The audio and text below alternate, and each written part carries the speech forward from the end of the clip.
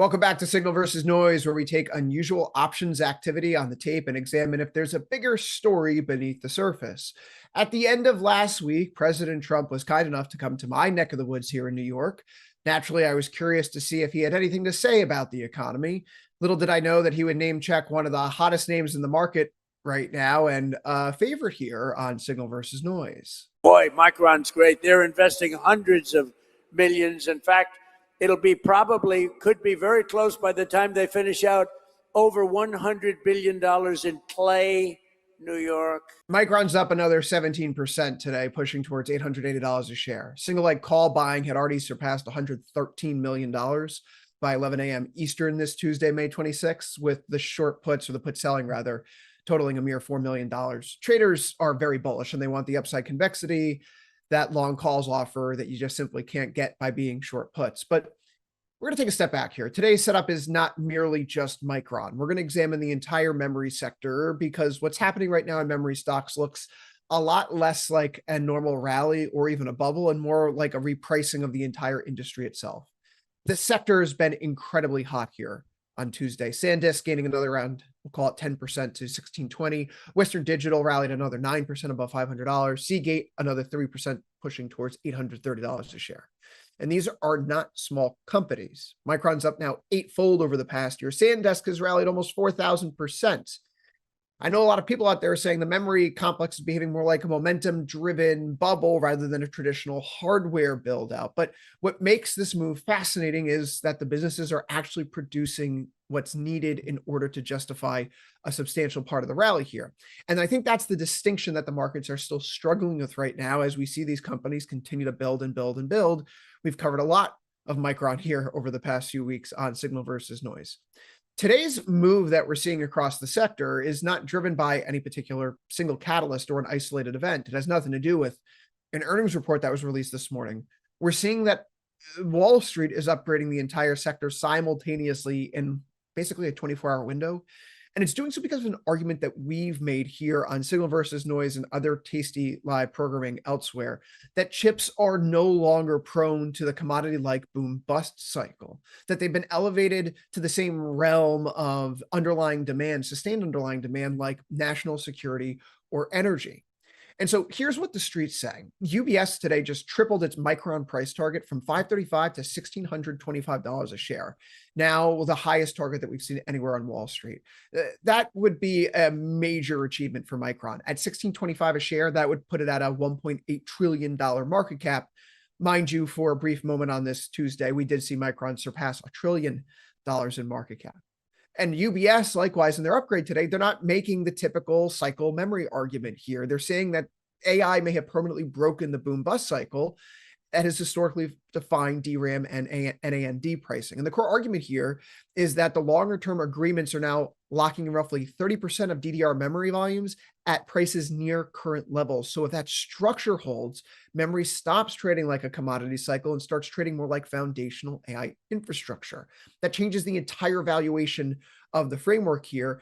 Goodbye to those single-digit forward PEs that we've long chirped about in Micron. So UBS is projecting Micron could generate more than $400 billion in free cash flow between 2027 and 2029, while DRAM supply remains structurally tight for at least the next 2 years. And at the same time, HBM, high bandwidth memory pricing, is still running 50% year over year because every major AI accelerator requires memory. UBS, like we said, is not the only one on the street doing this right now. There's been a parade of companies, parade of analysts that have been coming out and upgrading the various stocks in the sector. We've seen 7 separate price target hikes in various names. Melius raises Micron to $1,100 and Sandisk, to $2,350, calling them bottleneck stocks. Mizuho raises Micron to $800, citing supply tightness in 2027 and potential Samsung disruption risk around, well, the labor shortages.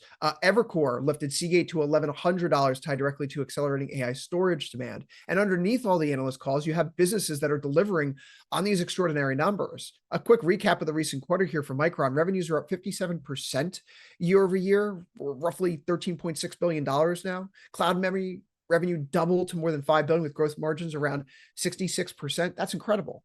So on Friday, when President Trump is speaking here in New York, talking about how Micron is a great stock at this political rally, Micron begins, at least announces that it's beginning to produce its most advanced DRAM chips ever manufactured here in the United States at its Manassas, Virginia facility as part of the broader $200 billion CHIPS Act investment initiative that was struck into legislation under the previous administration.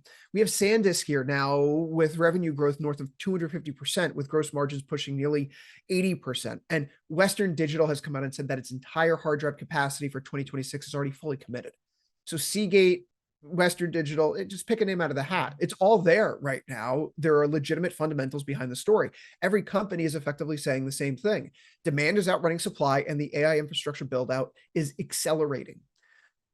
This is not just a one-sided conversation, though. In all fairness, there have been other folks, particularly on the street, saying that this could happen in all the wrong ways. More importantly, it's not just them saying this, it's them placing the trades. There are probably some institutional buyers stepping in, dipping their toes in the water, which not having a great day today, but last Friday, Thursday and Friday in a 48-hour window, we saw three major bearish put sweeps across the memory sector, about 1 million in Micron puts, 1 million in Sandisk puts, and 1.5 million in Western Digital puts. That's a little more than $3.5 million betting that the near-term rally is exhausted. But as we've seen today, that options flow for Micron itself, $113 million in call buying by 11 o'clock this morning, this Tuesday. It's subsuming any sort of these bearish flows. One of the most important aspects of this, just to underscore this, memory has always been one of the most cyclical industries within technology, broadly speaking. Every cycle creates the same narrative. Supply discipline improves, demand becomes structural, pricing stabilizes, and then this time is no longer different. Then eventually your capacity catches up, inventories rebuild, and margins compress violently in some cases. That historical memory is why so many investors and traders today have been struggling with trying to figure out where to price this entire sector now. But when you take a step back, Micron being up eightfold over the past year, Sandisk up nearly 4,000%. I know it's triggering those comparisons to prior peaks quickly, and maybe I'm going to eat these words, but the way that the nature of the business is evolving from boom bust commodity and the fact that it's being recognized now shifting towards foundational infrastructure, it totally changes the valuation perspectives moving forward.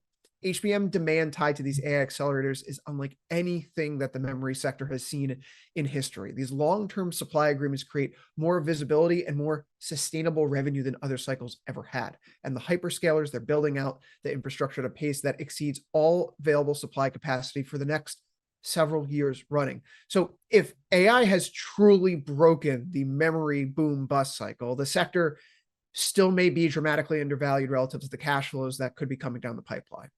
If Wall Street is going to start extrapolating peak conditions into the future indefinitely, we're going to have a different problem. These price target hikes are going to be a road to nowhere, and ultimately people are going to be left holding a bag that they really probably can't afford to hold. But in the short term right now, we're asking ourselves a simple question here in Signal versus Noise, a question that all market participants are asking themselves right now. Has AI permanently changed one of the most cyclical industries in technology? Chat, let us know below. Comment, like, and subscribe for more of these videos. For today's Signal versus Noise, we want to know what you think. Is this time different? You're watching Tasty Live.